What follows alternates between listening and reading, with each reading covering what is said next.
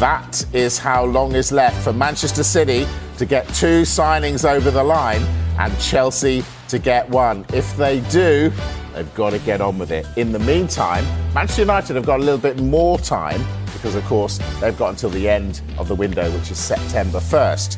I want to talk Manchester United with you, Dean. They've been linked with Gyökeres from Sporting. Would he be the answer for them? I think he could be. I think he's probably one of the best I've seen since Didier Drogba in terms of leading the line as a lone striker. It's such a difficult role. It's really changed over the last decade or so of what's required of you as an out-and-out striker on your Manchester own. United, where the expectation is so big. I honestly think it could be perfect in terms of what they require from that player. I think he's one of the best, certainly in Europe, at leading the line on his own. Is there a worry, though, because he's never played in the Premier League, that it might not be the place for him? If you're looking at United in particular, clearly Ruben Amorim is a huge admirer of him. He's worked under Amorim before. He knows that formation. So for United, you're asking Dean the question, is he the answer?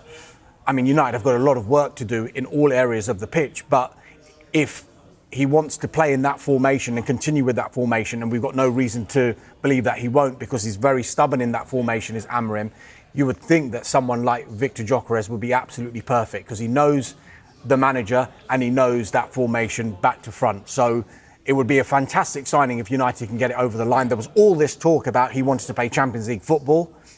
Ruben Amorim was very, very pointed in one of his news conferences when he said, I only want players who want to play for Manchester United.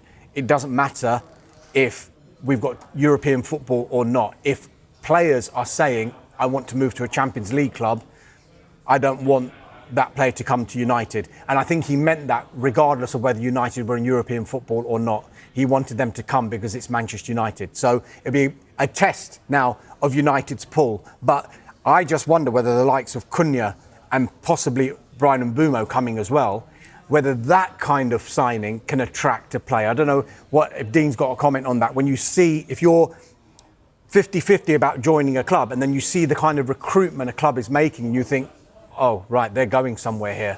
I want to be part of it. Yeah, Manchester United still have that pull?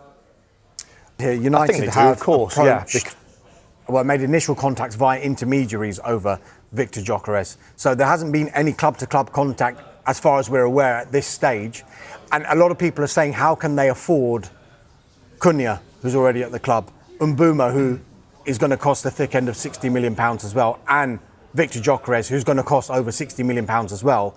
Well, I don't think Manchester United, despite all their financial and much publicised financial issues, are going into a transfer window with £0 to spend.